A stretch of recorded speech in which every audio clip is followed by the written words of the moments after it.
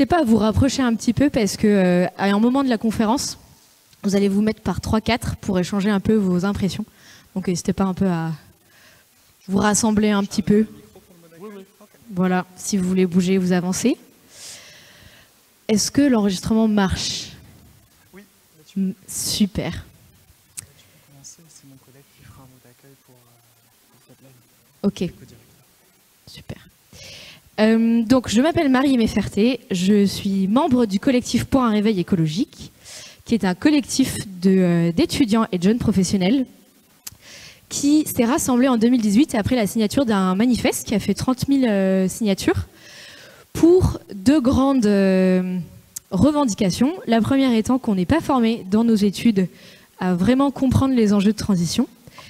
Et la seconde, qu'on n'ira pas travailler pour des employeurs qui n'ont pas une stratégie à la hauteur des enjeux climatiques et environnementaux. À partir de ce manifeste, on s'est structuré et maintenant on a plusieurs types d'activités. On travaille à changer la fonction publique, à changer l'enseignement supérieur, à pousser les entreprises à avoir des politiques ambitieuses et puis à plus largement sensibiliser les étudiants et les étudiantes sur le sujet. Alors maintenant, je vais vous passer la parole à l'Institut Veblen, avec qui nous avons co-organisé cette conférence. Bonjour. Merci d'être venus tous.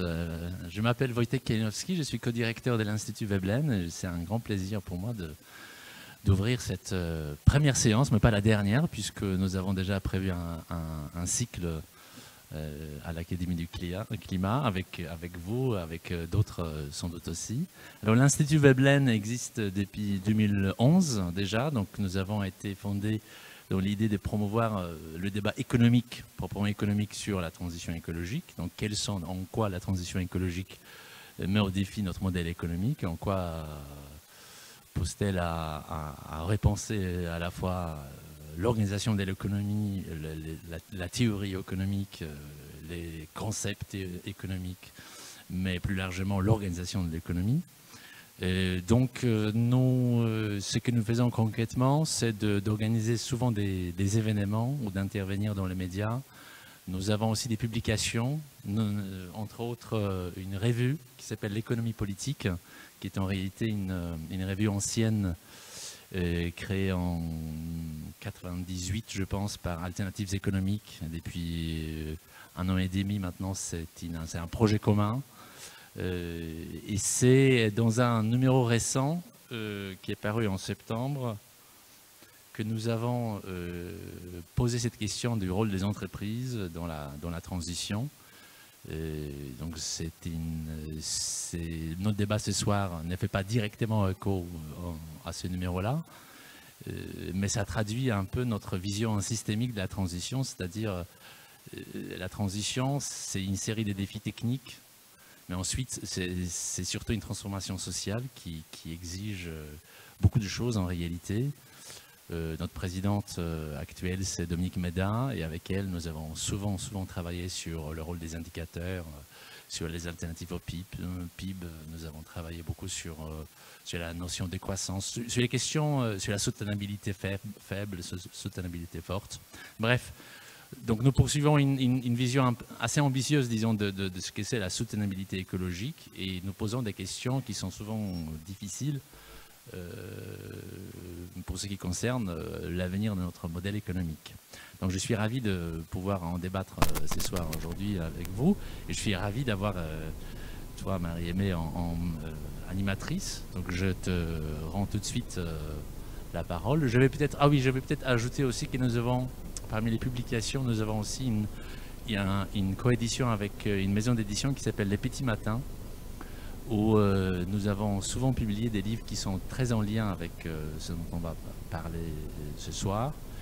Et plus spécifiquement, nous poursuivons aussi quelques sujets sur un plan plus directement politique.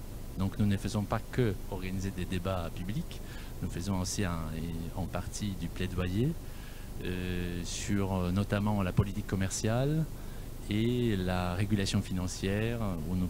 Et en ce moment, nous nous posons beaucoup de questions sur la question de l'investissement nécessaire pour la transition, et notamment de comment résoudre la question d'une transition qui n'est pas vraiment rentable. Donc voilà, sur notre site, vous pouvez découvrir ces thèmes-là et d'autres. Donc là, il me reste juste à vous souhaiter un bon débat. Et je remercie à nos intervenants, et aussi à distance, Timothée, que j'ai eu le plaisir de croiser sur les ondes des radios hier. Donc merci de vous joindre à nous à distance. Et bon débat. Et à toi. Merci. Oui, je vais le garder ici. Eh bien, si vous voulez nous rejoindre, on peut applaudir la foule en délire, nos intervenants et intervenantes. Alors, je vais vous laisser vous présenter, parce que je trouve ça toujours un peu ennuyeux quand c'est ceux qui animent qui présentent, parce qu'on ne sait jamais vraiment ce que la personne veut dire sur elle. Donc, je vous laisse vous présenter chacun. Peut-être à commencer par vous. Merci beaucoup. Bonsoir à tous et merci pour l'invitation à cette table ronde. Donc je me présente, je suis Aurélie Brunstein du réseau Action Climat et je suis responsable de plaidoyer sur les sujets d'industrie lourde. Et donc mon rôle consiste à mener des actions de plaidoyer auprès des pouvoirs publics pour accélérer la transition de l'industrie française et ce de manière ambitieuse. Et au réseau Action Climat, nous sommes convaincus que la transition écologique peut se faire et bénéficier à tous avec plus de justice sociale et de solidarité. Merci. Merci pour l'invitation. Moi, je suis Christian Andréo et je suis le délégué général d'une association qui s'appelle le Centre des jeunes dirigeants, qui est un mouvement d'entrepreneurs, pas si jeune, le mouvement en tout cas, puisqu'il a été créé autour du Front populaire pour accompagner le progrès social. Et on a gardé cette vocation de se regrouper entre dirigeants pour promouvoir le progrès social et environnemental dans nos entreprises qui sont majoritairement des PME et des TPE, 6 000 en France, qui représentent à peu près 200 000 salariés. Et ensemble, on réfléchit, on se forme, on expérimente dans nos boîtes, on fait aussi du plaidoyer. Donc on travaille bien entendu sur les questions environnementales, limitation d'impact et nouveaux modèles économiques. Donc c'est aussi à ce titre que je suis là ce soir et ravi d'être là. Merci, moi, je m'appelle Fabrice Bonifay, je travaille dans une petite entreprise familiale, le groupe Bouygues. Je suis aussi président du collège des directeurs développement durable, le C3D, qui regroupe à date un peu plus de 300 entreprises, essentiellement des grandes, et qui sont motivés pour une bonne raison, c'est de concilier le monde des affaires avec les limites planétaires, parce que c'est l'objectif qu'on s'est donné au C3D d'arriver c'est peut-être presque un oxymore, mais arriver à faire ça.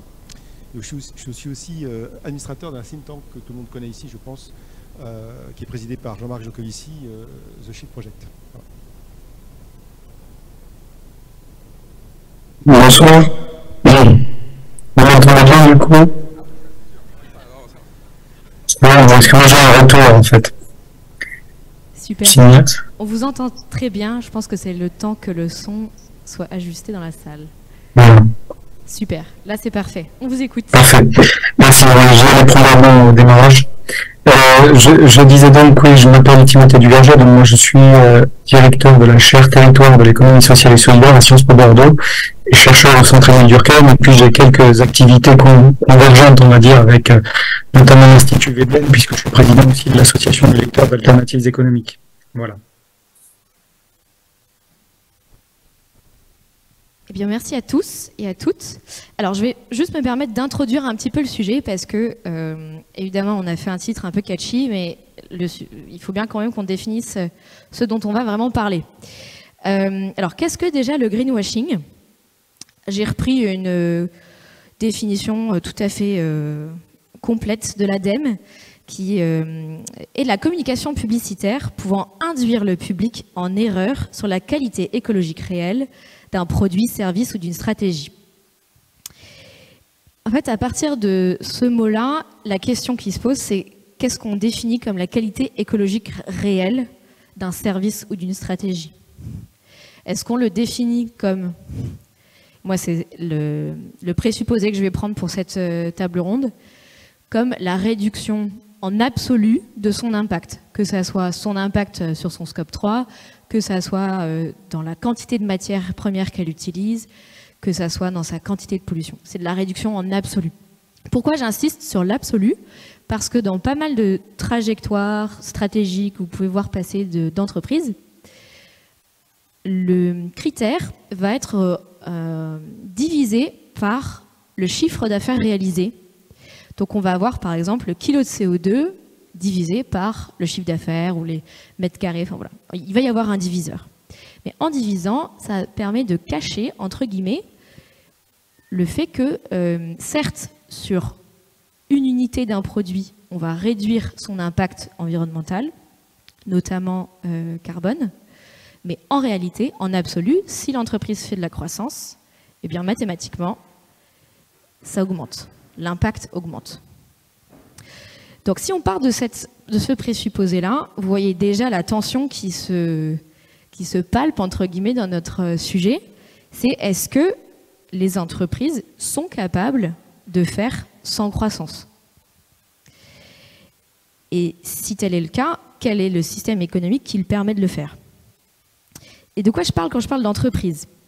C'est un système économique et social. Et j'insiste parce qu'on parle bien d'une organisation qui est politique. Elle dit quelque chose sur l'organisation de notre société.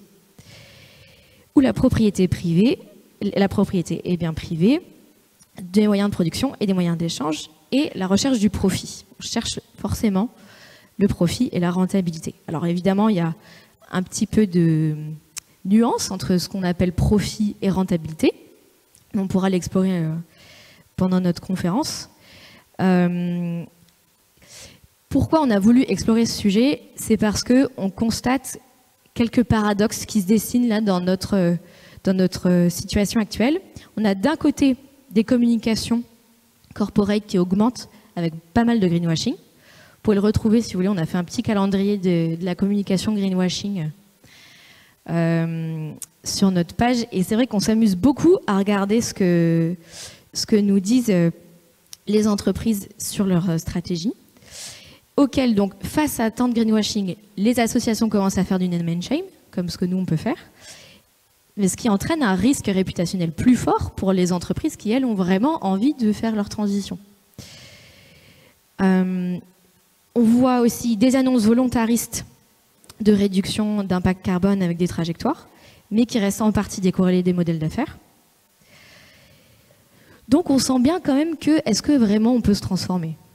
Est-ce que c'est possible dans le contexte économique qu'on connaît, qui est hyper mondialisé et sur lequel, si les autres pays ne jouent pas le jeu, est-ce que nous, ça vaut entre guillemets la peine, ou est-ce qu'on a la capacité de le faire si eux ne vont pas jouer le jeu? Est-ce que c'est possible, notamment pour les entreprises industrielles, parce que par nature, c'est des activités qui sont très lourdes en investissement, qui dépendent des matières premières, et donc qui sont des sujets géopolitiques, de maîtrise de notre chaîne d'approvisionnement. Et donc, à quelles conditions les transformations des entreprises sont envisageables? Alors, la première partie, je vais vous proposer à chacune, d'évoquer peut-être une ou deux tensions qui vous semblent être les plus importantes quand on parle de transformation d'entreprise, notamment pour assurer le rendement ou pas. Voilà. Alors, je vais peut-être commencer par Timothée, pour qu'on ait déjà une première vision qui est historique et plutôt avec un regard de recherche. En tout cas, moi, je repère d'abord, peut-être sur ce sujet, les deux principaux freins, on va dire, à la transformation de l'entreprise. Pour l'aborder, finalement, moi, j'avais envie de l'aborder à travers les deux parties, qui sont les parties constituantes de l'entreprise, à savoir le capital et le travail, au fond. Parce que c'est ça, en fait, les deux principaux freins d'une entreprise du point de vue de la transformation. Alors, c'est d'abord le capital, parce qu'évidemment, le capital fait peser des exigences de rentabilité financière notamment très importante sur les entreprises, au vu de ce qui s'est passé depuis les années 70, c'est-à-dire la mise en place d'une gouvernance actionnariale qui évidemment est une logique de court terme et qui est une logique aussi de déterritorialisation des activités, qui peut aussi d'ailleurs se heurter évidemment à des problématiques sociales aussi, au-delà des questions simplement environnementales. Donc la question du capital, elle est centrale évidemment dans l'entreprise.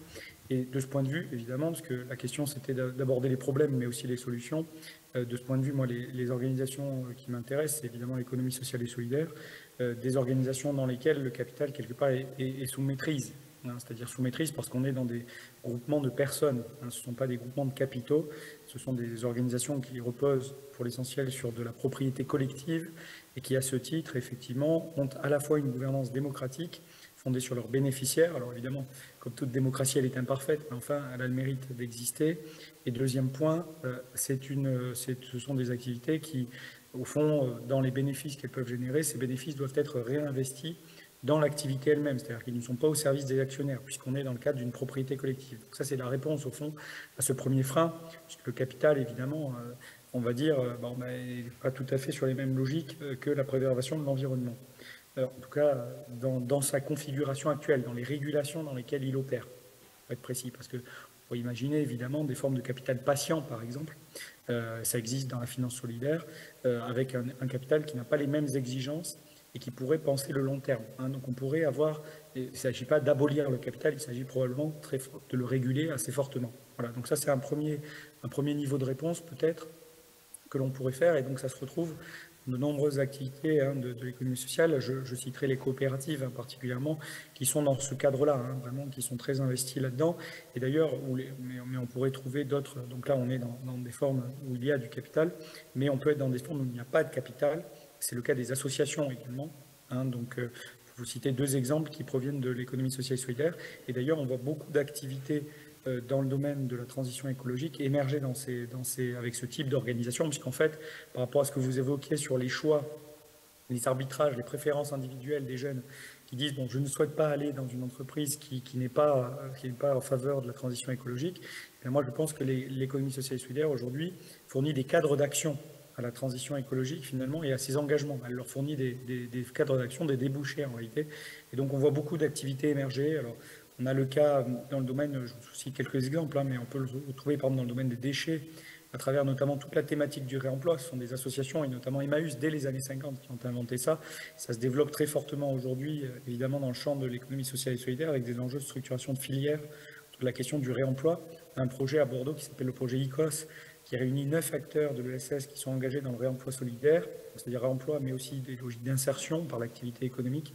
Projet industriel, en fait, c'est-à-dire projet à 20 millions d'euros, qui prendrait en charge un tiers des besoins de la métropole bordelaise en matière de réemploi, et donc 200 emplois à créer derrière. Voilà. Donc, vous voyez, des projets aussi qui peuvent être tout à fait conséquents de ce point de vue. Deuxième exemple, c'est les mobilités alternatives notamment. On voit beaucoup de choses émerger autour du vélo particulièrement. Ce sont des coopératives, des associations très souvent qui portent ces logiques-là. On peut le retrouver également à travers des organisations comme Cities autour de l'autopartage en milieu urbain. C'est une coopérative qui organise ça. On peut le trouver autour de Mobicop dans le domaine du covoiturage, qui est le concurrent, on va dire, d'une certaine façon de Blablacar. Bon, voilà. On pourrait rajouter d'autres exemples, les énergies citoyennes avec Enercop, qui est également une coopérative, et multiplier à l'envi, voilà ces exemples. En tout cas, ça fournit des cadres d'action avec une autre approche, on va dire, un autre rapport au capital. Donc ça, je pense que là, il y a un axe de solution. Deuxième, peut-être, point à aborder, c'est l'autre partie constituante, à savoir le travail. Et là, il y a un sujet, effectivement. Alors, il y a un sujet qui est double. Il y a le premier sujet, c'est est-ce que la transition écologique, quand elle engage des redirections d'activités, des redirections écologiques, c'est-à-dire qu'on dit, telles activités dégradent de l'environnement, donc on va les arrêter, il faut passer à d'autres activités. Là, il peut y avoir des enjeux, évidemment, autour de la préservation de l'emploi. Et là, vous avez tout un tas de démarches syndicales qui se sont construites autour de la notion de transition juste, évidemment, de faire attention au fait que si on arrête certaines activités, évidemment, ça n'est pas d'impact négatif sur l'emploi. Donc là, il y a des gros sujets, évidemment, derrière cela, qui touchent très souvent, d'ailleurs, qui sont très souvent des sujets territoriaux, parce que ça touche à des bassins d'emploi, en réalité. Donc là, il y a des besoins d'accompagnement, véritablement, de ces transitions-là, notamment au niveau des territoires. Et ça renvoie notamment à ce que moi j'appelle et on travaille sur ces sujets-là dans le cadre de ma chaire, la responsabilité territoriale des entreprises. Effectivement, comment les entreprises finalement structurent leur ancrage territorial, leurs partenariats locaux finalement, comment elles arrivent à également penser leurs externalités pour le territoire, à prendre en charge des problèmes qui relèvent du bien commun sur le territoire, notamment à commencer par l'emploi. Voilà. Donc là, il y a des sujets assez lourds.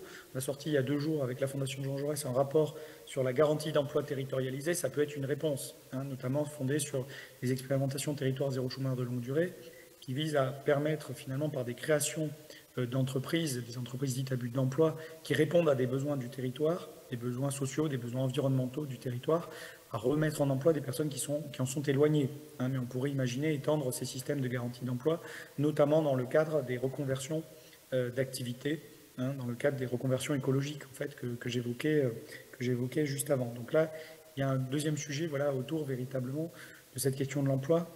Et j'ajoute véritablement que là, il y a un sujet par rapport à ce que vous évoquiez, par rapport au collectif pour un réveil écologique, et je terminerai par là pour pas être trop long, évidemment que chacun puisse présenter un petit peu sa vision. Mais sur la question du travail, moi, ce que je repère, effectivement, c'est que, et je pense aux travaux notamment de Thomas Coutreau et de Coralie Pérez, qui ont fait des enquêtes là-dessus avec la DARES notamment, on voit bien qu'effectivement, il y a eu une intensification très forte du travail, avec un management par les chiffres qui s'est organisé, qui est extrêmement délétère, à vrai dire, pour l'environnement, mais aussi pour l'humanité, finalement, c'est-à-dire pour les personnes qui sont directement impliquées dans ces processus. Et donc, il est très important, évidemment, de remettre du sens au travail. Cette question du sens, elle est d'abord, évidemment, dans la question de l'utilité. Donc, il y a une vraie question démocratique à poser pour les activités socio-économiques, savoir quelle est l'utilité de ces activités. Et donc, évidemment, ça pose des questions derrière, d'indicateurs de richesse. Qu'est-ce qui fait richesse pour notre société? Qu'est-ce qui est la valeur de notre société? Qu'est-ce qu'on valorise dans notre société? Il y a ce type de questions, évidemment, derrière. Donc, il y a un sujet vraiment très lourd en termes de sens, véritablement, autour de la finalité des activités. Mais il faut que derrière, cette finalité soit adaptée au modèle d'organisation. C'est-à-dire qu'il faut qu'on soit aligné entre les fins et les moyens, d'une certaine manière. C'est-à-dire qu'il faut que le sens au travail, évidemment, se décline très concrètement. On ne peut pas être, quelque part, désaligné entre les finalités poursuivies et les pratiques mises en œuvre. Quand vous êtes dans du management par les chiffres, vous pouvez être une infirmière, un infirmier ou une infirmière, c'est souvent des infirmières, métier genré. Eh bien, quand vous êtes une infirmière et que vous avez un management par les chiffres, finalement, vous dégradez vos conditions de travail et vous n'êtes pas en adéquation avec vos valeurs, parce que vous n'êtes pas dans le soin aux personnes, vous êtes dans un régime quantitatif. Vous devez multiplier les actes plutôt qu'être dans le soin et dans l'accompagnement de vos patients. Donc là, il y a une dégradation du travail, alors que le métier lui-même se voudrait très porteur de sens. Bien, on s'aperçoit dans les enquêtes qui ont été menées qu'il n'est pas si porteur de sens que ça, en tout cas pas à la hauteur de ce qu'il devrait être du fait de l'organisation du travail derrière. Donc là, il y a un sujet, ça me semble très important.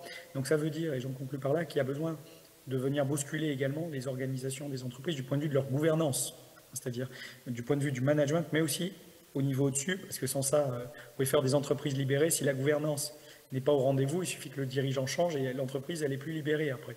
Donc là, il y a un sujet de gouvernance des entreprises, et je crois qu'il y a des modèles qui existent. Alors on le voit, j'en citerai juste quelques-uns pour évoquer des pistes, mais il peut y avoir bien sûr les conversions d'entreprises, c'est-à-dire la transformation d'une entreprise en coopérative, typiquement, ça se fait, il y en a qui sont reprises sous forme de scope, mais on pourrait imaginer décliner, renforcer le déploiement de ces modèles, notamment à travers des mécanismes d'incitation fiscale à l'occasion des reprises d'entreprises, parce qu'aujourd'hui, il y a beaucoup de chefs de patrons de PME qui ne trouvent pas de repreneurs. Donc ça pourrait être très largement développé avec des mécanismes d'incitation d'ordre fiscal ou réglementaire, tel que ça se fait aux États-Unis. Il y a des modèles un peu de ce type qu'on pourrait tout à fait reprendre en France. Il y a ce qu'on appelle les fondations actionnaires, c'est-à-dire comment une entreprise peut être, la propriété de l'entreprise peut être transférée à une fondation. Et là, c'est dans ces logiques de reprise aussi, c'est tout à fait à développer. On le voit en Allemagne, en Danemark, en Suède. Il y en a plus de 1000 qui existent, il n'y en a qu'une vingtaine en France. Il y aurait sans doute là un modèle tout à fait intéressant à développer, puisque les fondations, l'intérêt, c'est qu'elles poursuivent un intérêt général, et donc elles peuvent prendre en compte des problématiques écologiques. Et dernier point, je citerai le cas des SAPO. Les SAPO, c'est un cas très particulier, c'est un statut qui date de 1917, et qui permet d'introduire dans les gouvernances des entreprises, mais aussi dans la participation aux bénéfices, les salariés. Donc très concrètement, vous créez dans vos statuts société classique, hein, société anonyme, vous créez des statuts de société coopérative de main-d'œuvre, c'est-à-dire vous mettez dedans vos statuts, en fait, une sorte de collège, en quelque sorte, des salariés qui ont des droits de vote et des droits de participation aux bénéfices à la hauteur que vous souhaitez. C'est-à-dire ça peut être 10%, comme ça peut être 50%, donc on va sur de la codétermination, hein, qui est chère également à Dominique Méda, la présidente de l'Institut Veblen, mais on peut aller même jusqu'à quasiment 100% de droits qui leur sont affectés. Donc ça, c'est des modèles tout à fait intéressants parce qu'aujourd'hui, vous avez beaucoup de gens qui plaident effectivement en faveur de la codétermination de l'entreprise. Ça peut être effectivement une solution. Donc les solutions existent. La question, c'est comment on arrive effectivement à les déployer. Et là, ça renvoie évidemment au rôle de régulateur de l'acteur public. Waouh. Merci beaucoup, Timothée. Je pense que là, c'était déjà bien dense. Moi, je serais curieuse d'entendre les entrepreneurs autour de cette table sur ces tensions qu'on peut peut-être expérimenter. Je pense qu'il y en a déjà certaines qui ont été évoquées, territoire ou pas. Quand on est industriel, est-ce qu'on est capable de n'être que territorialisé ou pas? Et à quel niveau? La question d'intégrer les salariés dans la gouvernance. Donc, je serais très intéressée d'avoir votre retour, Christian, sur ce sujet, puis ensuite Fabrice. Alors, au registre des tensions et aussi des modèles, moi, de ce que je peux dire des adhérents en fait, qui pilotent leurs entreprises, alors que ce soit des PME, des TPE, on a des coopératives, on a toutes sortes de modèles. Là aussi, hein, par contre, toujours se souvenir que statut n'est pas vertu, en fait, et que c'est pas parce qu'on est une structure de l'ESS qu'on a un bilan social, par exemple, qui est remarquable, alors que ça fait quand même partie aussi des externalités ou même internalités qu'il faut prendre en compte. Et la première tension, c'est quand on veut changer de modèle, c'est la question de la peur, la peur du vide. L'isolement, de se dire je vais passer à autre chose, je vais amorcer une transition écologique et par quoi je commence en fait. Par quoi je commence dans un environnement qui m'est parfois fondamentalement hostile. C'est-à-dire que si on parle de greenwashing, même en tant qu'entrepreneur, en fait, on va être exposé aussi à du greenwashing avec des fournisseurs, avec des choses comme ça. J'ai un très très bon exemple. Je m'étais promis d'en parler, donc je vais en parler là-dessus.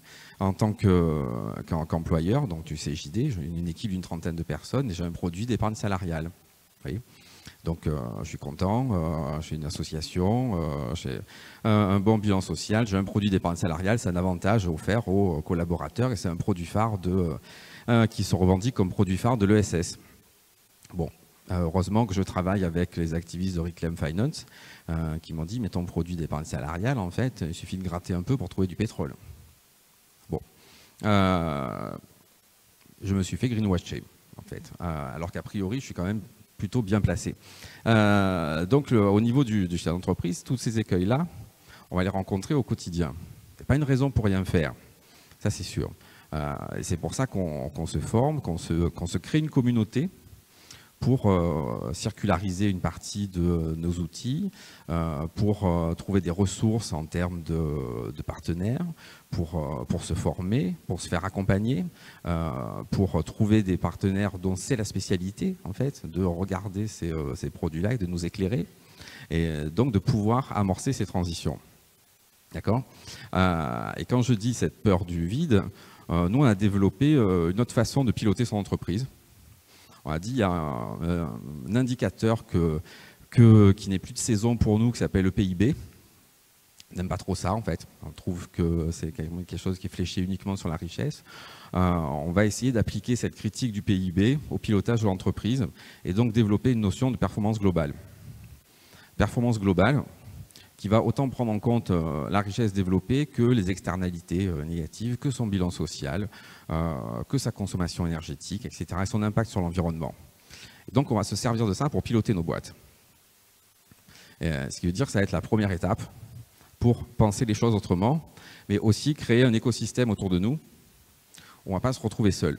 Alors, on ne va pas se retrouver seul en tant qu'adhérent de notre association, on va travailler en commission pour trouver des gens comme nous, parce que c'est hyper important. D'une part, et puis aussi pour se former à voir les choses autrement. Voir les choses autrement, c'est appliquer une autre valeur à l'entreprise, c'est donc une autre vertu. Pas uniquement, on va dire, le dégagement d'intérêts financiers. Ce qui ne veut pas dire qu'on ne reste pas compétitif, ce qui ne veut pas dire qu'on ne trouve pas du marché.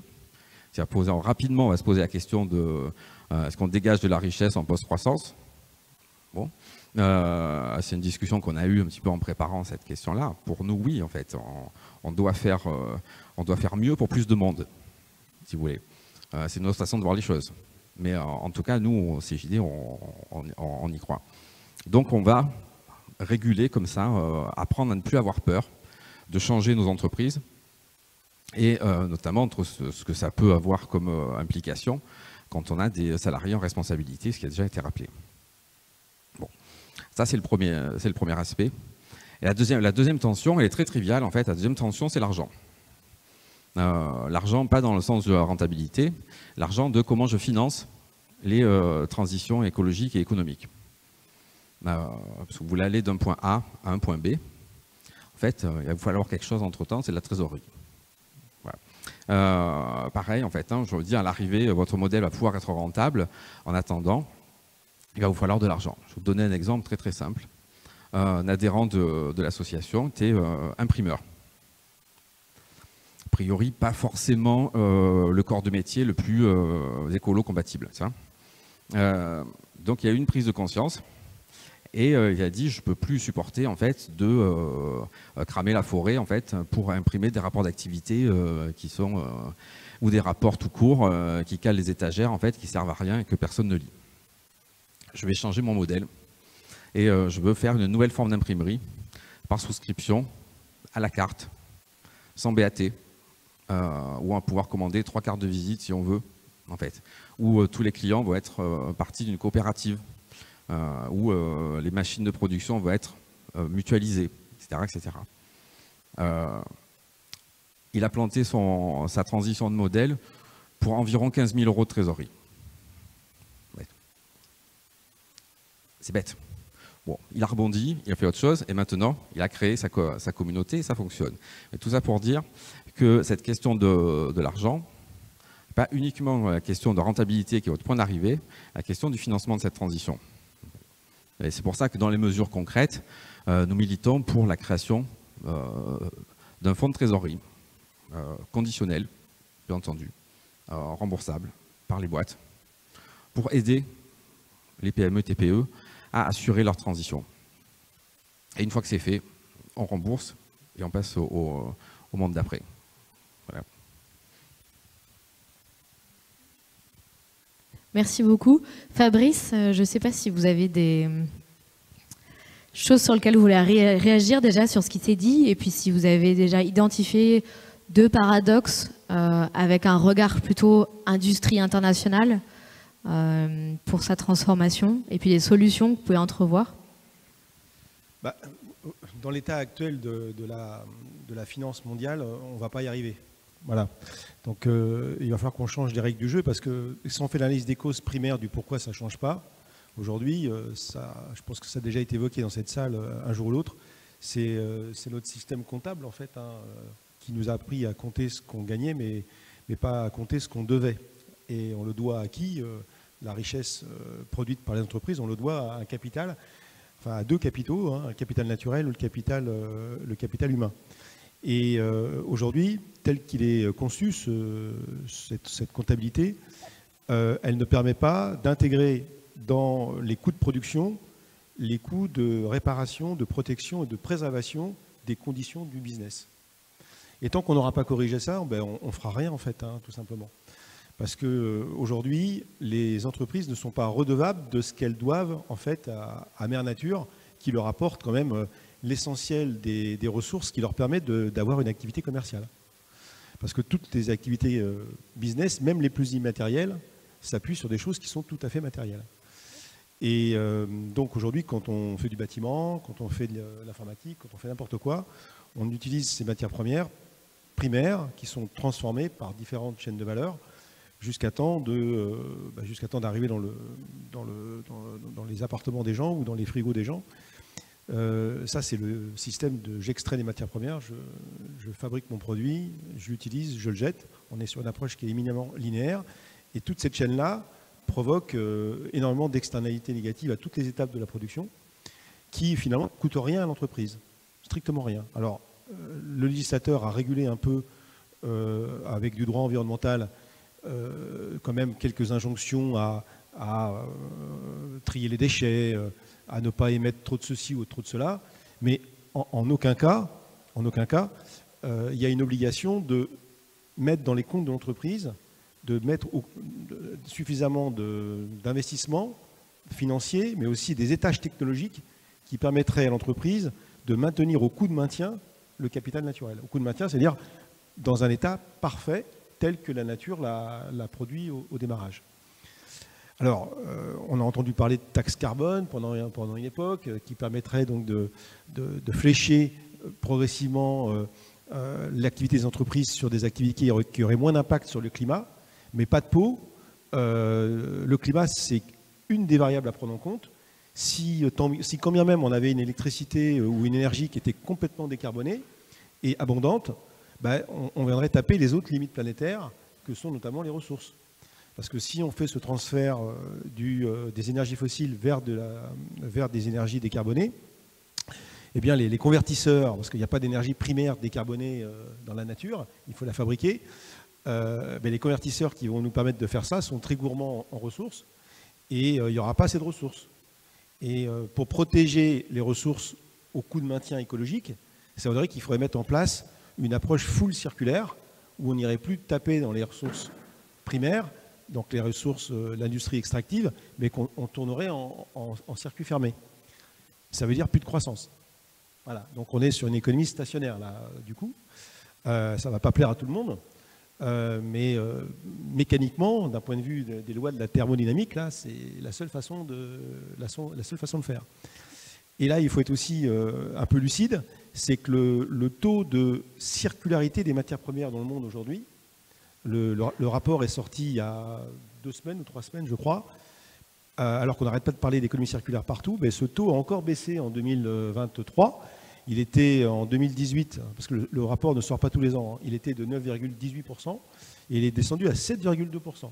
Donc ça veut dire que lorsqu'on extrait 100% de matières premières pour faire le business, je crois que le PIB mondial, ça doit être 100 000 milliards, il y a 92% de matières premières qui est gaspillée aujourd'hui et qui ne retourne pas dans le circuit industriel. Donc c'est ça la réalité du business. Donc le premier frein, c'est le système comptable qui n'est pas adapté. Il faut changer le système comptable et mettre en place le plus vite possible, c'est ce qu'on demande au C3D, un système de comptabilité multicapital, le plus vite possible. Je sais que tu sais de quoi je parle. Et bon, alors la CSRD qui arrive en application en 2024, on peut espérer que ce soit l'antichambre de ça. Parce que la CSRD va exiger de la part des entreprises, enfin pas toutes les entreprises hélas, mais à peu près 20 000 entreprises en Europe, il faut un certain seuil, 250 salariés, 40 millions de chiffre d'affaires. On va les obliger à non plus faire de la diligence et faire de la transparence sur leurs externalités, on va les obliger à avoir des trajectoires et des cibles, notamment sur le SRS climat, il y a 12 SRS qui composent, 12 normes qui composent la CSRD. Et sur la partie climat, pour la première fois depuis que le monde est monde, les entreprises ont une injonction de se caler par rapport à l'objectif de l'accord de Paris et donc de mettre en place un système de production qui leur permettra donc de créer la valeur économique tout en respectant une trajectoire de décarbonation validée par la science pour tenir les 1,5 degré. Je suis bien curieux de savoir comment ça va se passer concrètement.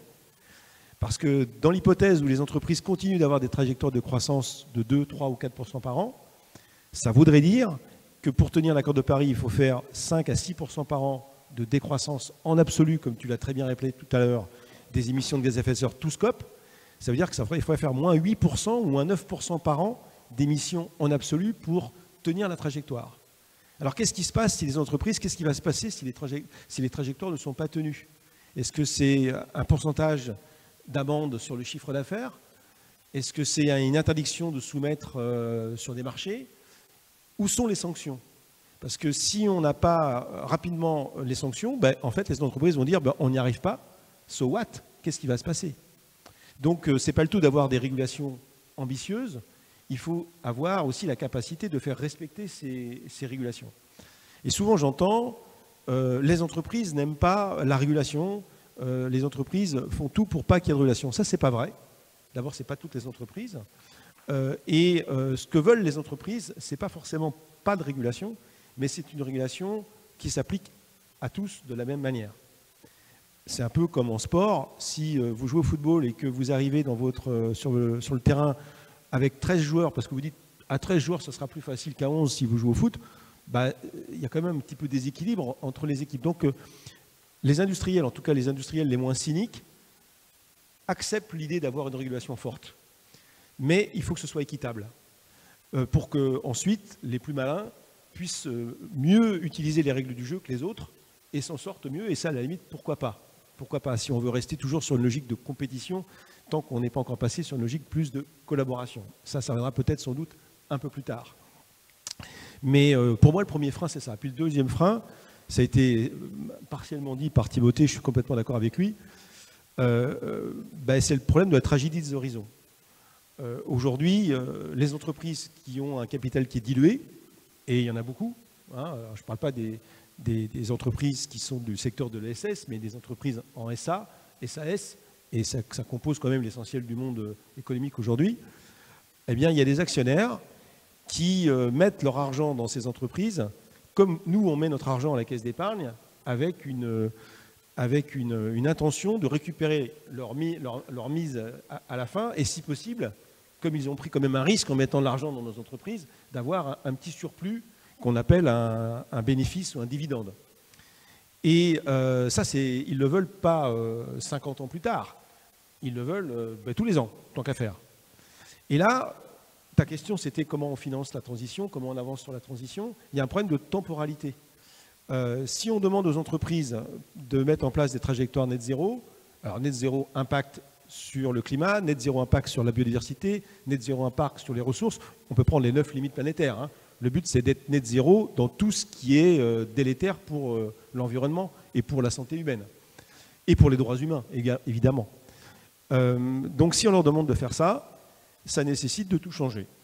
Changer le système de production, donc éco-conception, bien sûr, économie régénérative, hein, c'est-à-dire on ne vend plus de produits, on vend l'usage du produit pour baisser la pression sur les ressources. Donc ça nécessite d'avoir des produits qui soient ultra durables, au sens où ils vont durer très longtemps parce qu'on va vendre l'usage, on ne vend plus le produit, l'entreprise reste propriétaire de son produit. Donc c'est plus du tout le même marketing, on ne vend plus un produit, on vend l'usage d'un produit, ça change complètement les règles du marketing. Ça change complètement les règles également de la propriété, c'est ça aussi, hein. En fait, la vraie liberté demain, ça sera de pouvoir jouir de tout sans forcément rien posséder. C'est quand même des messages qui n'ont pas été forcément bien passés aujourd'hui dans les modèles que l'on connaît, qui sont des modèles de possession, qui sont des modèles d'accumulation. Donc là, en fait, personne n'achète une vache pour boire un verre de lait. Ça paraît évident pour tout le monde. Mais aujourd'hui, on est très encore centré sur la possession. Et ça, c'est délétère. Parce qu'en fait, on a des taux d'utilisation de produits qui sont extrêmement bas. Et dans chaque produit, il y a de l'énergie et il y a des matières premières.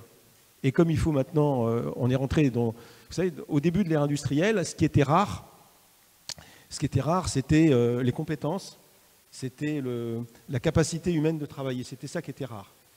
Et donc, au fil du temps, on a mécanisé, on a mis en place des milliards de machines qui ont travaillé à notre place. Donc finalement, la puissance de travail, aujourd'hui, on l'a grâce aux machines.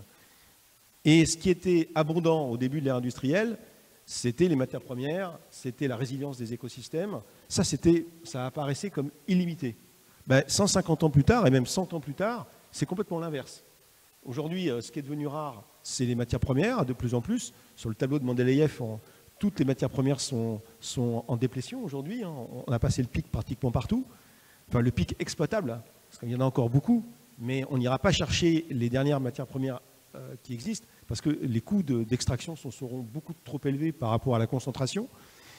Et donc, on doit renverser l'économie pour recréer de l'abondance.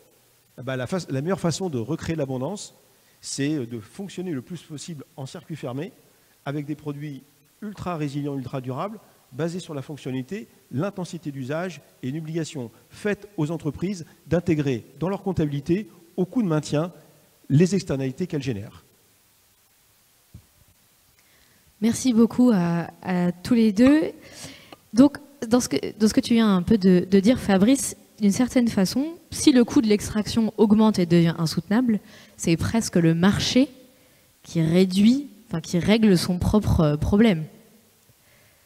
Ce serait presque, alors peut-être contre-intuitif, mais ça pourrait être le marché qui va résorber, entre guillemets, l'externalité qu'il a créée avec une activité. On change les règles du jeu. Est-ce que c'est quelque chose, vous, Aurélie, que vous voyez, ou en tout cas sur lequel vous positionnez avec le RAC, et peut-être à partir de votre expérience de plaidoyer, notamment dans l'industrie, est-ce que vous percevez ces paradoxes-là au niveau du marché ou intrinsèquement, enfin intra-entreprise? Oui, alors c'est vrai qu'au réseau Action Climat, c'est écrit dans le titre, on se concentre principalement sur le climat. Après, on sait que globalement, il y a aussi toutes les autres limites planétaires qu'il va faire en sorte de ne pas dépasser, ou du moins celles qui restent, qu'on n'a pas encore dépassées.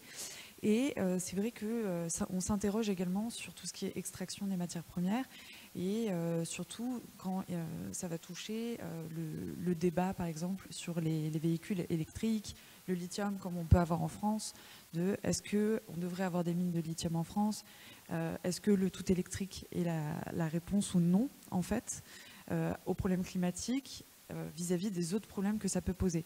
Donc en effet, on essaye en tout cas de travailler sur ce problème qui est holistique et systémique, en essayant de prendre en compte tous ces aspects-là. Après, de mon point de vue, de mon rôle au réseau Action Climat, c'est vrai que je me concentre plus sur l'industrie lourde, qui a également sa part dans les émissions. L'industrie lourde représente 19% des émissions nationales.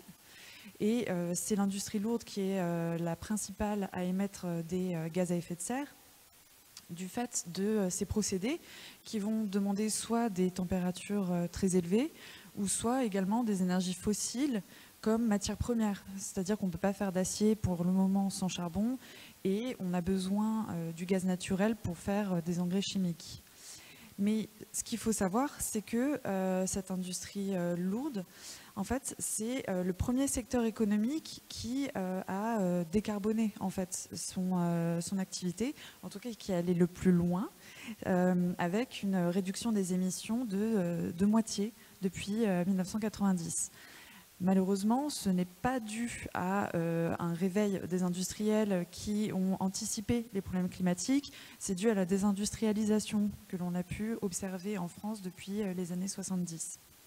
Et aujourd'hui, on se retrouve face à un enjeu climatique et face à des objectifs de décarbonation, dont ceux de la stratégie nationale bas carbone, qui va bientôt d'ailleurs être mise à jour pour tenir compte des objectifs européens qui ont été revus à la hausse. Et on se rend compte maintenant que l'industrie va devoir diminuer de 38% ses émissions entre les niveaux de 2022 et le niveau de 2030. Donc là, on se rend compte que la marche est énorme pour l'industrie. C'est une transformation en profondeur qui doit se jouer. Sauf que c'est vrai que l'industrie est assez particulière déjà dans sa production et dans ses émissions, qui sont principalement des émissions du scope 1 et 2, donc liées au processus de production ou aux énergies qui sont utilisées, là où d'autres entreprises de l'économie vont, elles, avoir une concentration de leurs émissions sur scope 3, donc liées aux étapes en amont ou en aval de la production. Et pour elles, ça va peut-être sans doute être plus facile de faire leur transition carbone en se concentrant par exemple sur une politique d'achat durable, là où l'industrie, elle, doit revoir tout son mode de fonctionnement, tout son modèle économique. Donc ça, c'est une des premières caractéristiques. Et la deuxième, pour l'industrie, c'est aussi le fait que les charges d'investissement, les CAPEX, sont très élevées pour l'industrie, qui va mettre en général de nombreuses années à rentabiliser les investissements. Donc, en l'absence d'aide, en fait, on observe et on peut comprendre que les entreprises rechignent à passer le pas à répondre, à prendre en fait ce pari technologique risqué d'entamer la décarbonation. Et dans ce sens-là, l'État a quand même mis en place une politique assez interventionniste pour aider l'industrie, avec de nombreux dispositifs. On va avoir les certificats d'économie d'énergie, le crédit d'impôt recherche, le plan France Relance, le plan France 2030. À cela s'ajoutent les dispositifs européens, avec les fonds FEDER, les fonds innovation, le fonds de transition juste. Donc on voit que ce ne sont pas les dispositifs qui manquent foncièrement pour aider l'industrie. Et pourtant, on observe que depuis 10 ans, la décarbonation est à l'arrêt en fait, dans l'industrie. Elle stagne, modulo certaines variations qui sont plus dues à la conjoncture économique, donc à la crise du Covid, à la crise énergétique de l'hiver dernier ou encore à la guerre en Ukraine. Donc c'est plus dû à ces événements qu'à un réel démarrage d'une décarbonation en profondeur de l'industrie. Pourtant, les leviers de décarbonation sont bien connus. Ça va passer de l'amélioration de l'efficacité énergétique et de l'efficacité matière, l'économie circulaire évidemment, aussi s'interroger sur la sobriété et les besoins, quels sont les volumes de production dont nous avons réellement besoin. Également faire en sorte que les entreprises conçoivent des produits intrinsèquement décarbonés, par exemple de faire de l'acier qui n'ait pas besoin de charbon en fait, de charbon, mais qui va utiliser par exemple de l'hydrogène, où là on va avoir besoin évidemment d'avoir de l'hydrogène vert et donc un mix électrique totalement décarboné. Donc on voit qu'on a des leviers. Et il y a un dernier levier qui fait un peu plus polémique, c'est le captage et le stockage du carbone. Car c'est un levier où on se rend compte que les industriels commencent à vouloir y faire appel, alors que c'est une technologie qui est déjà extrêmement coûteuse. Donc les industriels font appel à l'aide de l'État pour pouvoir s'en équiper, et qui a quand même des limites. Pour l'instant, en France, on n'a pas d'infrastructure pour le captage et le stockage du carbone. Et surtout, on voit sur les premiers sites de stockage que l'efficacité n'est pas totalement là, en fait. Même au niveau du captage, on ne peut pas capter tout le carbone en sortie de cheminée des usines. Donc, il y a ce risque, déjà, que cette tension sur l'industrie, où on voit qu'on a beaucoup d'industriels qui veulent se précipiter vers cette solution qui paraît être un mirage technologique, et au risque en fait de tous s'engager dans ce pari, et que en fait dans 10 à 20 ans on va se rendre compte que l'efficacité attendue n'est pas là et on aura pris un retard considérable dans la course que l'on joue pour décarboner notre activité. Donc nous, ce qu'on voit au réseau Action Climat comme solution déjà, c'est de responsabiliser les entreprises. On veut contractualiser les aides publiques à la publication et à l'engagement par les entreprises d'une stratégie de décarbonation. Ça nous semble incontournable pour embarquer les entreprises dès maintenant pour pouvoir atteindre ne serait-ce que les objectifs de 2030. Mais il faut aussi évidemment qu'on se mette du côté des industriels qui, eux, ont ce pari à prendre, et l'État, qui a besoin de l'industrie pour faire sa décarbonation de son économie, doit également fournir des garanties à l'industrie et la favoriser. Donc ça va... un premier levier, ça va être par exemple la commande publique, qui devrait favoriser les produits vertueux, les entreprises qui font des efforts. Et le second levier, donc, qui a déjà été mentionné avant, c'est comment on protège en fait l'industrie d'une concurrence internationale forte et soumise à moins de normes environnementales. Donc là, une première solution incomplète, certes, réside dans la taxe carbone aux frontières. Bon, malheureusement, son périmètre en l'état est assez limité, mais c'est une première solution. Et on peut aussi s'interroger désormais de comment répondre à ce défi de la décarbonation dans les règles de libre-échange actuelles. Donc il y a cet aspect-là de il faut responsabiliser les acteurs publics, les acteurs privés. Et enfin, la dernière tension que je vois, et là je rejoins tout à fait le propos de Timothée, c'est sur l'emploi, où il y a quand même encore un tabou sur les reconversions qui vont devoir être menées. On se rend compte en fait que ni les organisations syndicales, ni les territoires veulent en fait aborder ce sujet-là pour pas être les chantres d'une reconversion qui pourrait en fait être le synonyme d'un déclin industriel. Et les entreprises, elles, pour l'instant, conservent une vision court terme qui ne s'attaque pas à ces problèmes non plus. Donc on se rend compte que l'emploi n'est pour le moment pas un sujet principal dans le dialogue social, ce qui est assez inquiétant.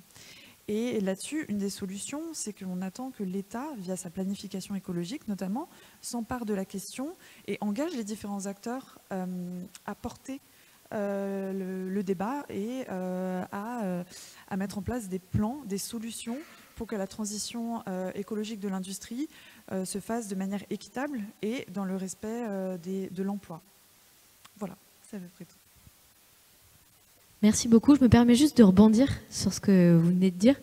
C'est vrai que ça me paraissait assez paradoxal que d'un côté, on ait des industriels qui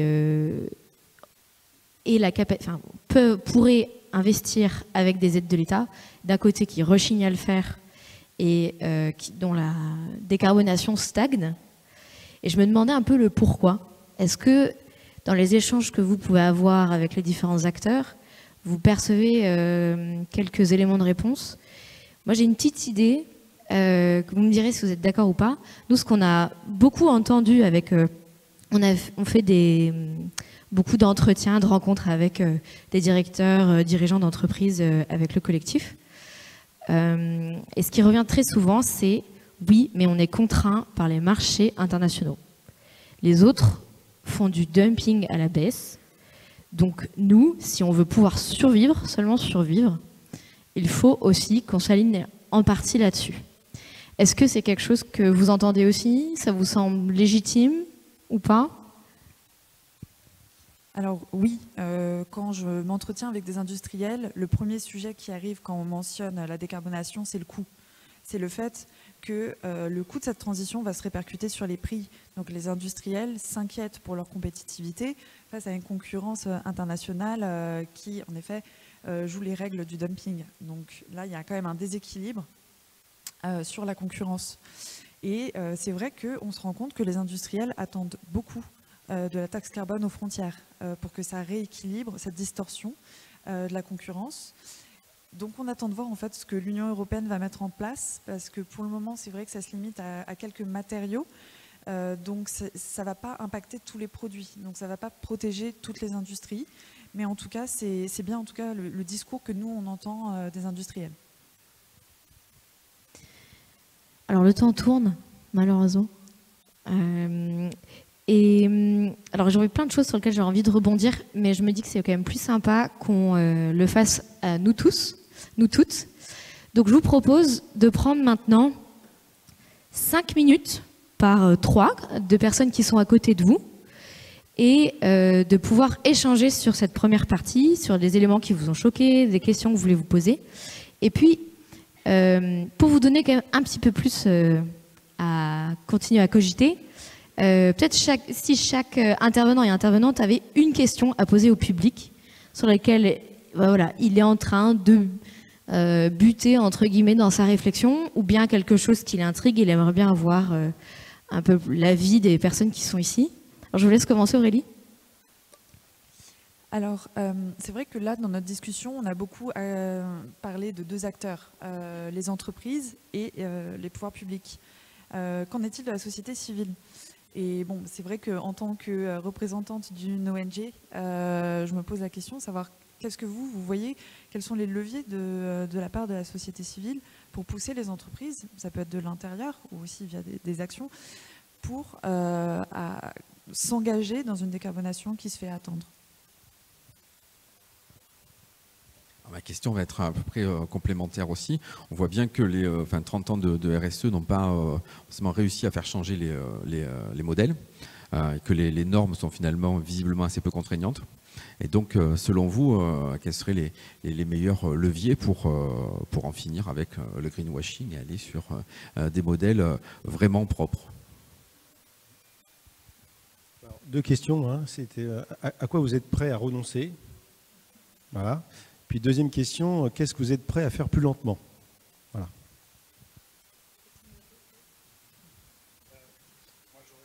dernière question sur le rôle peut-être du niveau territorial. Enfin, moi, je crois qu'il y a une bonne part de la reconfiguration de tout ça, parce qu'on évoquait l'international, etc., qui passe par la question du territoire. Et donc, au fond, selon vous, quels seraient les leviers d'action au niveau territorial et donc à un niveau qui soit compatible également avec l'action citoyenne et donc la société civile qui était mentionnée juste avant? Merci à vous. Alors maintenant, à vous de travailler. Alors je vous laisse vous mettre par 3, 4. Ça va, trouver des binômes. Vous verrez, parlez-vous, il n'y a pas de problème. Souvent, les gens ne mordent pas, c'est très sympa. Alors je vous laisse 5 minutes pour en débattre.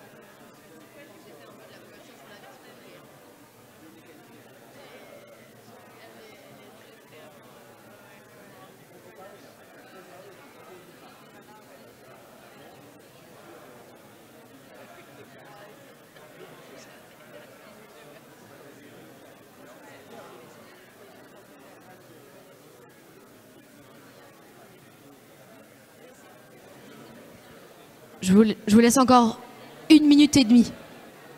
1 minute et demie pour essayer de synthétiser tous vos échanges et peut-être si vous avez quelques questions ou quelques réflexions à partager.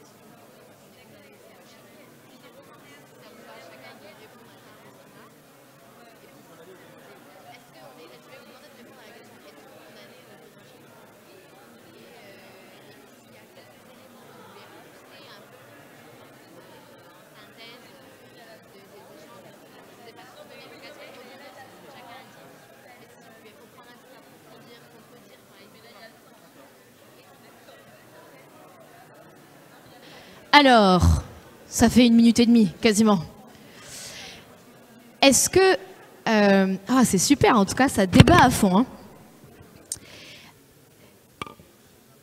Est-ce qu'il y a peut-être un groupe qui veut se lancer, qui a une question ou une réflexion à partager sur ce qu'on vient de se dire? Super. Alors, qui veut prendre la parole? Ouais.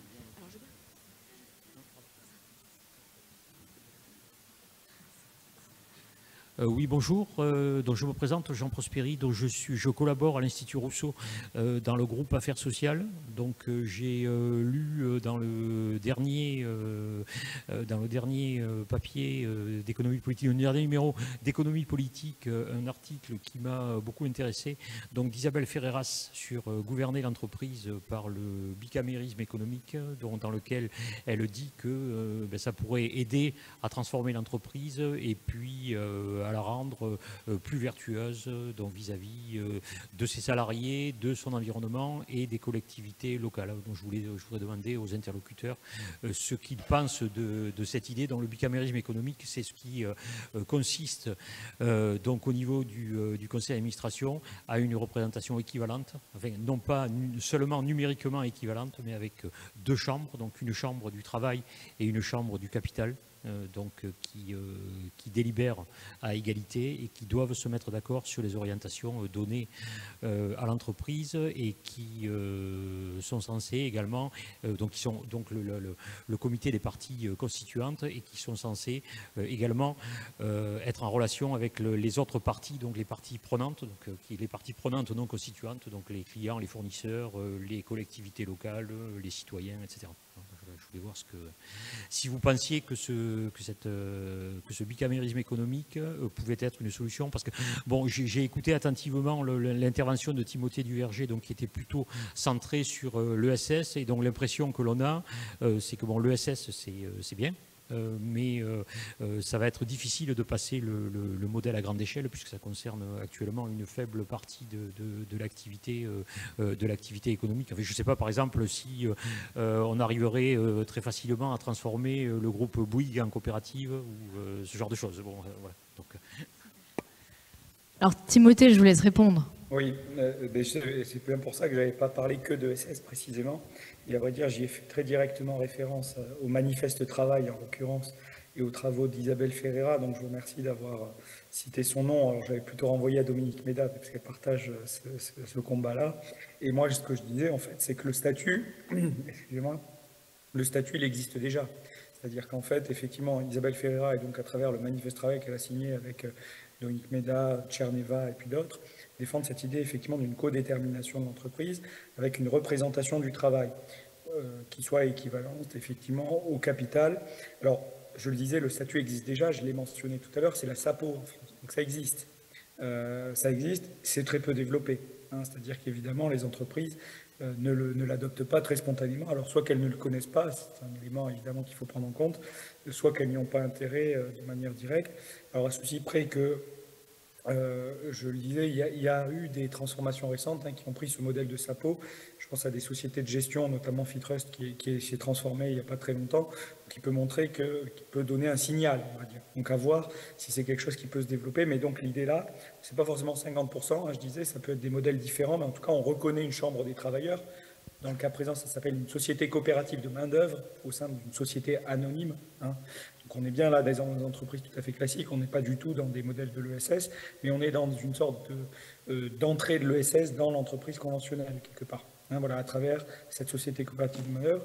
Donc là, ça peut être de 10% à 100% dans l'absolu. Donc ça, c'est après, c'est variable et c'est à voir. Mais donc, effectivement, il y a des modèles de ce type. Moi, c'est ce que j'ai indiqué à travers les fondations actionnaires et des très grandes entreprises en Allemagne, des multinationales qui sont sous le statut fondation actionnaire. Donc, tout à fait possible d'avoir des modèles d'ESS précisément, enfin d'avoir ce type de transfert qui s'opère. Je citerai le cas également aux États-Unis des ESOP. C'est-à-dire les entreprises qui sont détenues par leurs salariés. Aux États-Unis, ce qu'ils font, c'est qu'ils créent des trusts à côté de l'entreprise. Donc, ils créent un trust.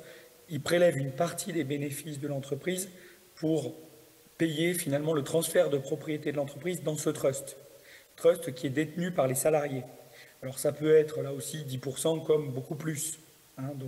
Et donc là, vous avez un transfert de capital précisément qui s'opère, ce qui n'est pas le cas dans la SAPO ou dans les modèles de codétermination tels que le propose Ferreira. Et donc là, vous avez un modèle, et il se trouve qu'en Slovénie, ils sont en train d'expérimenter ce modèle sous formule coopérative. C'est-à-dire que le trust est une coopérative, en fait. Donc on pourrait tout à fait imaginer ça, et aux États-Unis, ça concerne 14 millions de salariés. Donc c'est pas tout à fait marginal. Voilà, donc on peut imaginer là des développements très importants à travers ces modèles-là. Je pense que ces modèles, évidemment, posent la question de la propriété. Donc là, il y a des enjeux, évidemment, très forts derrière. Et j'en terminerai pour vous répondre par un élément. Donc là, c'est plutôt de l'ordre du transfert aux salariés. C'est ce que j'avais évoqué, effectivement, dans mon intervention. Qui existe des modèles et qui s'adressent aux entreprises conventionnelles. Et j'en discute avec Bercy, notamment, pour essayer de voir comment on pourrait le développer au niveau français. Mais on pourrait se poser la question de savoir, par rapport à ce que vous évoquiez, et les parties constituantes, c'est celle que j'avais évoquée également, donc capital et travail, et aussi les parties prenantes. Et là, il y a sûrement des inspirations à trouver également du côté de l'ESS, que l'on pourrait développer sans doute dans des entreprises conventionnelles. C'est notamment les sociétés coopératives d'intérêt collectif. Donc ce sont au départ, vous savez, les SCOP dans l'ESS, ce sont des entreprises donc, qui sont détenues par leurs salariés. Mais il y a un modèle, il y a un dérivé qui s'appelle les SIC, les sociétés coopératives d'intérêt collectif, où on a fait en sorte qu'il y ait d'autres parties prenantes qui soient dedans, et notamment les bénéficiaires, les utilisateurs, les usagers, mais on peut également mettre d'autres parties prenantes. Les collectivités territoriales le sont. C'est une manière aussi de faire rentrer le territoire dans l'entreprise. On peut imaginer également que les fournisseurs soient dedans. Ça se fait dans un certain nombre de cas. Donc on pourrait imaginer aussi avoir une gouvernance multipartenariale et pas seulement bicamérale. Donc là, il y a sûrement différents modèles en réalité qui, à mon avis, ne sont pas en concurrence, mais qui sont complémentaires et qui peuvent fournir une palette de solutions au fond et d'options aux entreprises pour pouvoir arriver à se transformer et aller plus loin, j'en conclurai par là, plus loin que la seule mission. Vous avez beaucoup les entreprises à mission, c'est plutôt très positif, c'est-à-dire qu'elles posent la question de se doter d'objectifs sociaux et environnementaux, ça c'est bien, mais je pense qu'il faut aller plus loin et poser la question aussi des cadres de l'entreprise et donc effectivement la question de la gouvernance. Et l'entreprise à mission ne la pose pas vraiment parce que les comités à mission, mais enfin ça va pas très loin, ça n'attaque pas le cœur de la gouvernance. Donc là il y a sûrement un sujet pour aller un peu plus loin du point de vue des entreprises à mission qui pourrait être soulevé à travers les différentes modalités que je viens d'indiquer. Waouh, merci beaucoup. Alors, si ça ne vous dérange pas, je vais faire un homme, une femme. Comme ça, on varie un peu, c'est sympa. Est-ce qu'il y a un petit groupe avec des femmes? Super.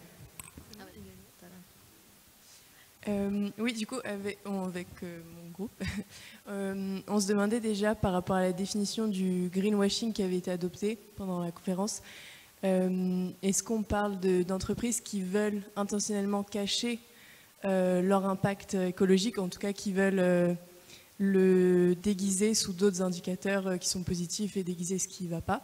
Ou alors est-ce que c'est aussi plus généralement des entreprises qui veulent bien faire mais qui se font avoir parce que certains indicateurs on ne voit pas mais en fait ça cache des produits qui sont en lien avec l'industrie du pétrole. Donc ça, c'était une première considération. Et ensuite, je voulais revenir sur la comptabilité du coup pour les entreprises.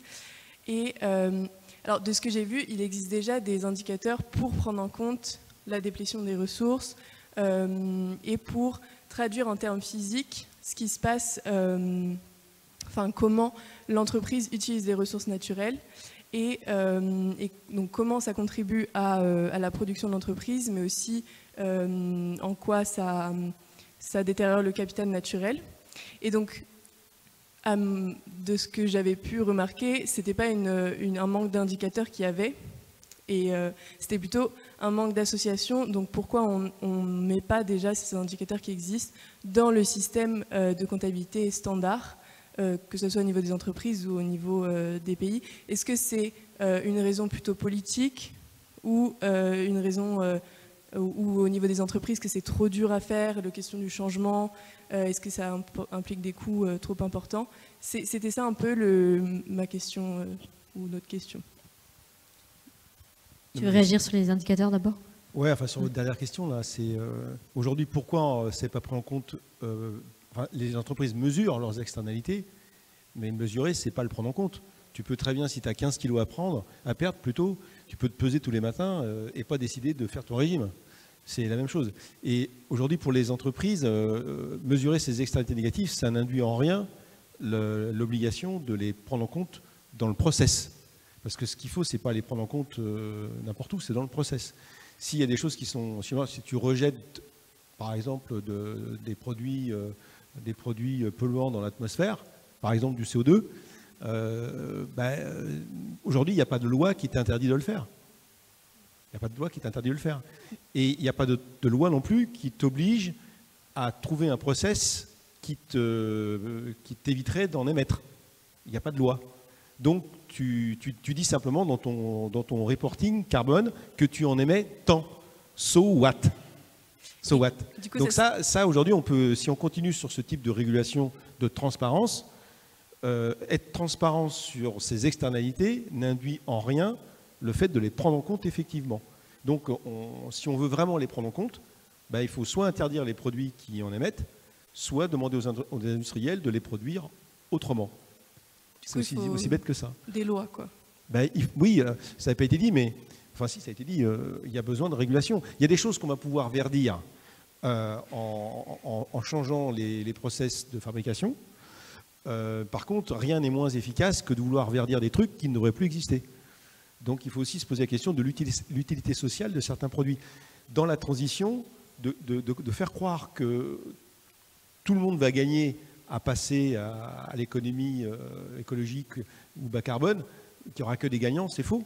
C'est complètement faux, parce qu'on va assister à une contraction des flux physiques disponibles pour l'économie.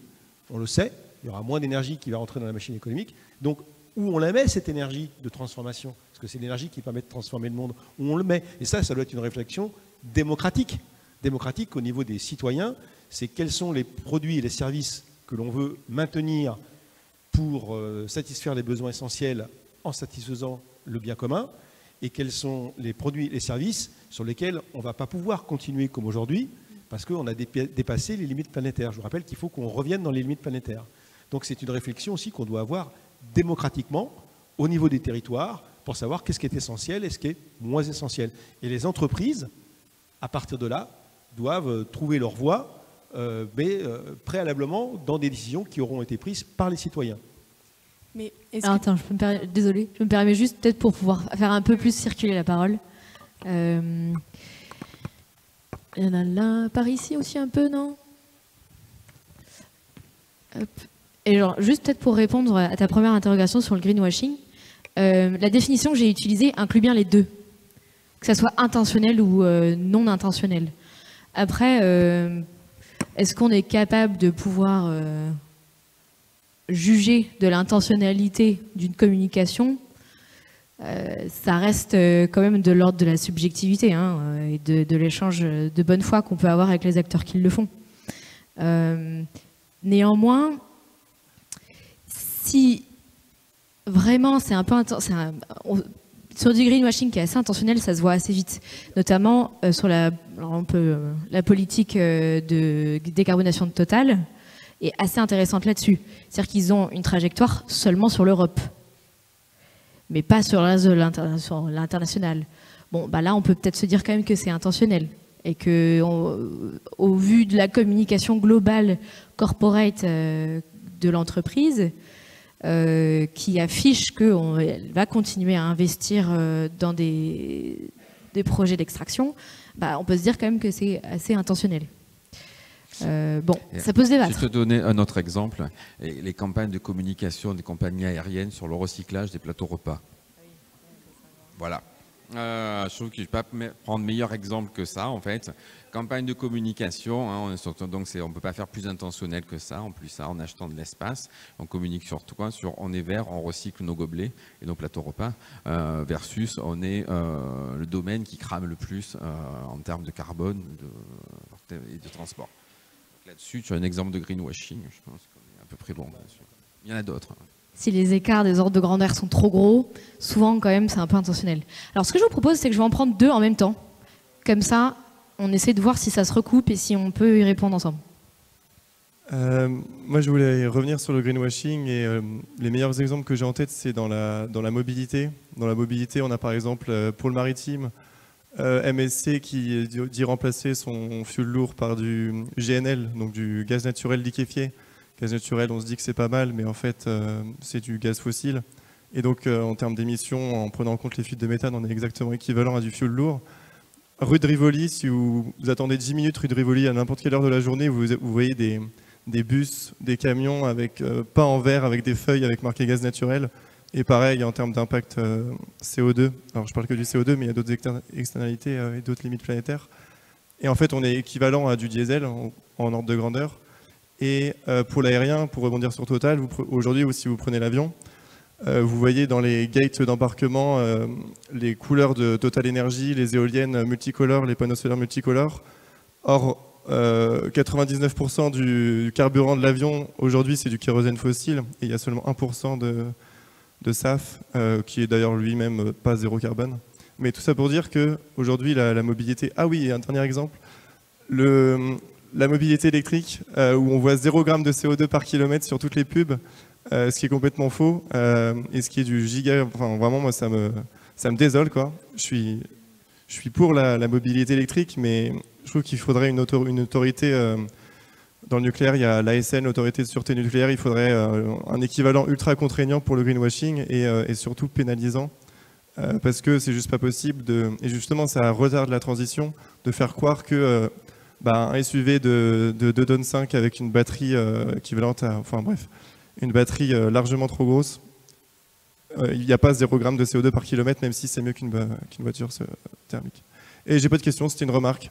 Et peut-être pour rebondir sur ce qu'il faudrait renoncer, c'est renoncer peut-être pas forcément complètement à l'avion, mais réduire l'avion, parce que c'est pas du jus de betterave qu'on met dans un avion. Renoncer à une voiture de 2,5 tonnes, même si elle est jolie, elle est cool et qu'on est badass dedans, c'est pas 0 g de CO2, c'est renoncer à des plaisirs. Moi, je suis moi-même un passionné d'aéronautique et d'automobile, mais malheureusement, j'ai dû me faire à l'idée qu'il fallait renoncer à certains plaisirs comme ça, quoi. Merci beaucoup. Il y avait une deuxième question, non, par ici? Ouais, sur la législation la législation pour limiter la consommation, justement, telle que vous le disiez. Parce qu'au final, l'industrie, elle pollue, certes, il y a des normes concurrentielles, etc. Mais en réalité, j'ai quand même l'impression que l'industrie, elle produit sans savoir exactement pourquoi elle produit, parce qu'il y a peut-être 10 intermédiaires qui sont passés à chaque fois. Donc, si je me mets à la place de l'industriel, effectivement, moi, je peux produire vert, etc. Et puis... un même composant que je produis, je peux le produire pour des hôpitaux ou pour des SUV, effectivement, potentiellement. Donc ça pose cette question-là. Et donc, si on ne peut pas intervenir là-dessus sur la production initiale de l'industrie pour jauger à quoi vont servir ces composants finaux, ça veut dire qu'il faut légiférer sur le consommateur final et sur l'usage final des biens industriels qui ont été produits. Donc ce que vous proposez en clair, c'est de définir de manière exhaustive les biens et services qui polluent pour les interdire tout simplement. Et donc, alors qu'en parallèle, vous parlez d'une économie aussi de marché avec une comptabilité où le marché va se réguler lui-même, comment est-ce que cette régulation des biens et services est compatible avec une économie de marché qui, par définition, va constamment innover, et que le jour où on aura interdit le SUV de 5 tonnes, eh bien peut-être il y aura un autre type de SUV complètement différent, mais qui ne répondra pas à cette législation, qui pourra s'installer à côté. Enfin, j'ai l'impression qu'on rentre dans une démarche de législation sans fin, en fait, pour interdire des biens et services, et qui n'est pas compatible avec une économie de marché qui est prônée aussi avec ce que vous dites, pardon. Mais ça va être pire que ça, parce que ça va pas être une question de régulation, enfin de réglementation, en fait. Ça va être une question de consensus démocratique. Vraiment, on va plus avoir le choix à un moment donné de ce qui est censé continuer à exister ou pas. Ouais. Et ça, c'est vraiment, je pense que notre structure démocratique à l'heure actuelle n'est pas prête à ça, en fait. Ce qui peut générer ce qui génère une violence qu'on commence à connaître à tous les étages, mais qui est déjà présente et qui va ne faire qu'augmenter. À un moment donné, ces choix-là vont s'imposer à nous si on ne se pose pas des limites, en fait, si on ne les anticipe pas, en fait. Voilà. On a deux sortes de crises à l'heure actuelle, selon moi, qui coexistent. Crise des ressources, en fait, effectivement, qui nécessite de se poser des limites, et une crise de la répartition. Il n'y a jamais eu autant de richesses, il n'y a jamais aussi mal réparti. En fait. Tout ça, ça crée unique condition, les conditions du chaos, en fait, du chaos écologique, certes, mais du chaos social également. En fait. Et donc cette régulation-là, elle ne passe pas par des normes. Hein. Enfin, peut-être, éventuellement, mais on voit bien que ce n'est pas suffisant. Donc on doit aller au-delà. Quand on parle de révolution démocratique dans les entreprises, à ce niveau-là, pourquoi pas, mais c'est à tous les niveaux qu'il va falloir agir sur ce niveau-là, et pas uniquement d'un point de vue réglementaire. Alors une dernière question, et ensuite on conclura. Merci. Donc en fait, il y a une remarque, un partage et une question. La remarque, c'était, vous parliez d'indicateurs qu'on cherchait pour savoir un petit peu comment est-ce qu'on évalue les entreprises ou autres. Moi, je considère, je prêche un peu pour ma paroisse, mais que les stratégies ACT et surtout ACT Évaluation de l'ADEME sont quand même des bons moyens de savoir si les entreprises ont mis en place tout ce qu'il faut pour avoir l'ambition de leur stratégie et les moyens nécessaires pour pouvoir la réaliser. Pour reprendre l'exemple du régime, c'est un peu OK, je vais perdre du poids, mais est-ce que je suis capable d'avoir les bons ingrédients, les bonnes recettes pour pouvoir le faire? Donc, il y a quand même aujourd'hui des choses qui existent. Le partage, c'était le partage de notre groupe. On nous a demandé à quoi on était prêt à renoncer. On nous parle souvent d'un avenir qui va être sobre, plus triste. Mais en fait, non. On a déjà trop renoncé. On a renoncé à une qualité d'air, on a renoncé à du lien social, on a renoncé à demain pouvoir partager plus à plusieurs. Et donc voilà, donc il faudrait peut-être se poser la question un peu, bon voilà, on change d'indicateur, mais on change aussi notre manière de voir la société. Stop au renoncement, transitionnons. Et ma question très rapide du coup, pardon, je voulais savoir comment est-ce que vous preniez l'éventuelle arrivée d'un scope 4 dans les entreprises. Est-ce qu'il n'y a pas un piège derrière tout ça en lien justement avec le greenwashing? Merci. Le scope 4, on me demande de définir, il n'y a pas de définition justement claire pour l'instant. Il y a l'ABC et la PCC qui travaillent dessus. Mais l'idée, c'est d'essayer dans un bilan carbone d'une entreprise, outre de calculer ses émissions carbone, pouvoir calculer aussi ce qu'elle permet d'éviter par son activité, et donc de valoriser le fait qu'une entreprise éviterait des émissions carbone, mais donc pourrait continuer à en émettre. Oui, alors sur le sujet de à quoi il faudrait renoncer, je suis complètement d'accord avec vous. Hein. Notre avenir, il sera immatériel. Donc, c'est quel récit on va donner à la société, enfin aux gens, sur un monde qui va être moins matériel et leur faire comprendre qu'un monde plus immatériel est un monde où on est plus heureux en fait. Et donc, on va pouvoir le démontrer par le fait que finalement, aujourd'hui, lorsqu'on demande aux gens qu'est-ce qui les rend le plus heureux, c'est essentiellement des plaisirs immatériels. Donc, c'est comme ça peut-être qu'on va pouvoir les réconcilier avec le deuil du matériel. parce qu'il va y avoir un deuil à faire de toute manière. C'est évident, on va s'acheter moins de chaussures, on va aller moins loin en voiture, moins loin en avion, etc. Et donc comment pouvoir le compenser par de l'immatériel. Donc ça, c'est les récits, on va en avoir besoin. Et les politiques vont en avoir besoin, mais les entreprises aussi d'ailleurs. Parce que comme les gens vont être moins payés, il va falloir compenser l'argent sonnant et trébuchant par une qualité de vie au travail, par du sens, et aussi peut-être en leur donnant un peu plus de temps et en travaillant moins longtemps, si vous voyez ce que je veux dire.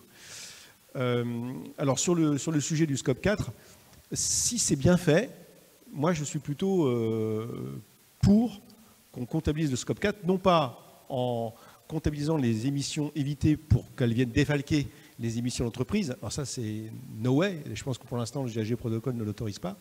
Mais par contre, quand vous êtes dans des business où vous pouvez, par votre savoir-faire, proposer à votre client de remplacer un produit ou une solution technique par une autre solution qui lui permet à votre client de moins consommer de carbone, bah moi je trouve que c'est une bonne idée. Je vous donne un exemple, tarte à la crème.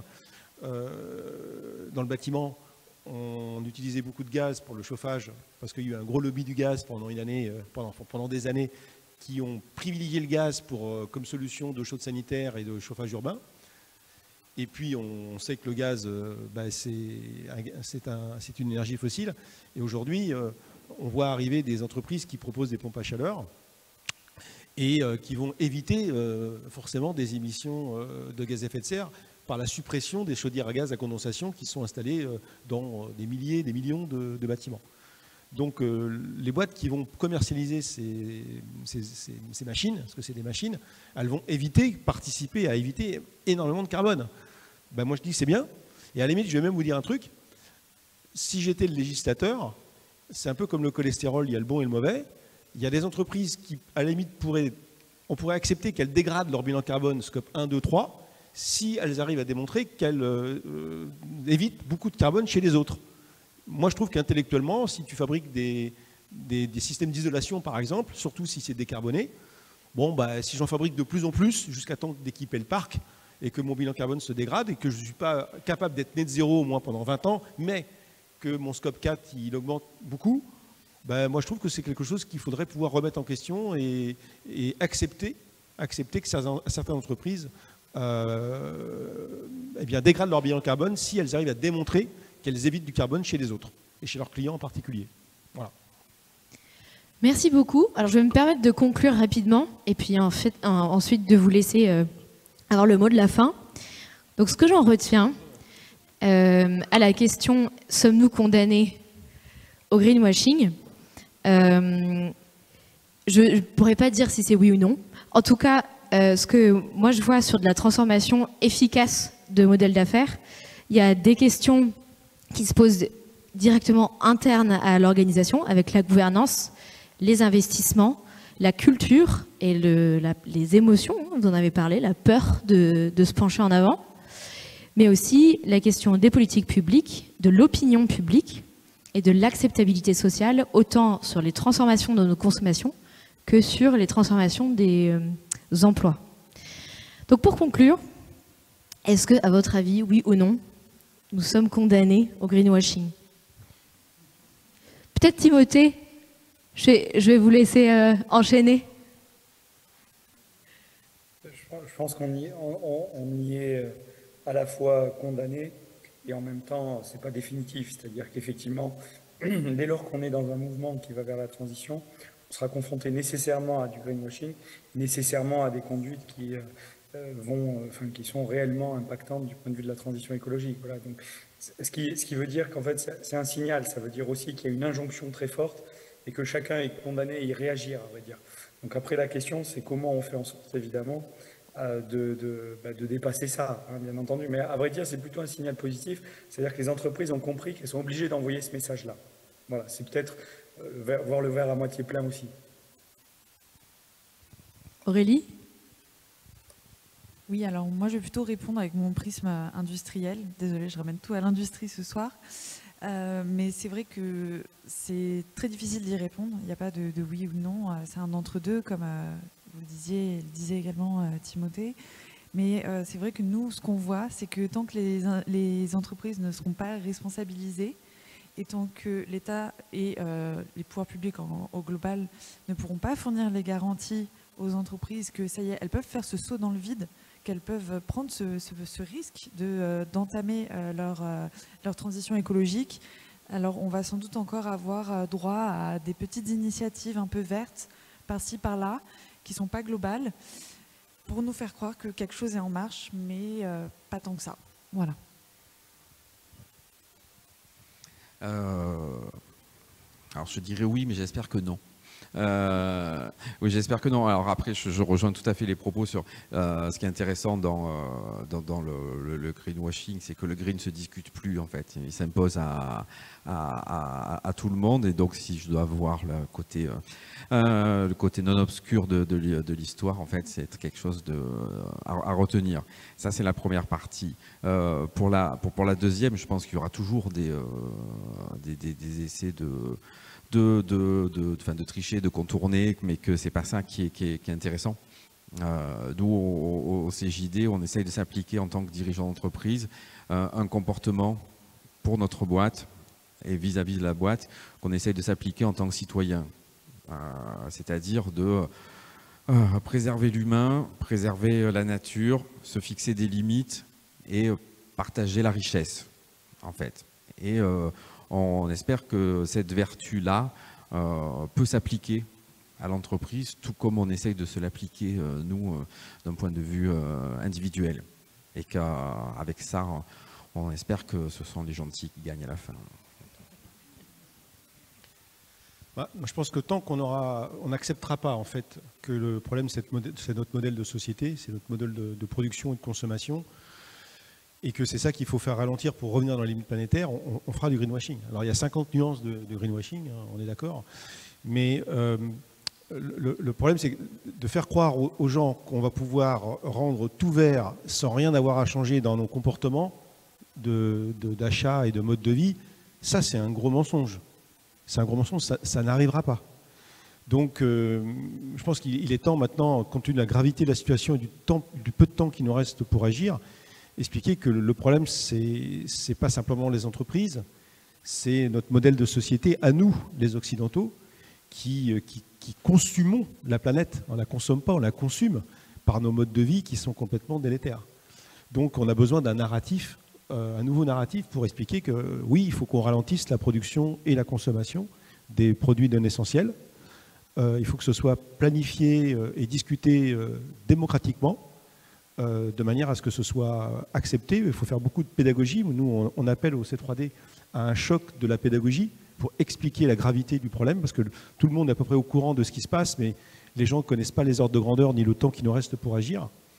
Et puis à partir de là, on a besoin d'avoir des entreprises qui acceptent de remettre en cause non pas leurs produits, mais leur modèle d'affaires, pour aller vers des modèles d'affaires contributifs, régénératifs, qui intègrent dans le coût du produit eh bien, la préservation des conditions d'habitabilité de la planète. C'est la seule solution pour qu'on arrive à rester dans un monde durable.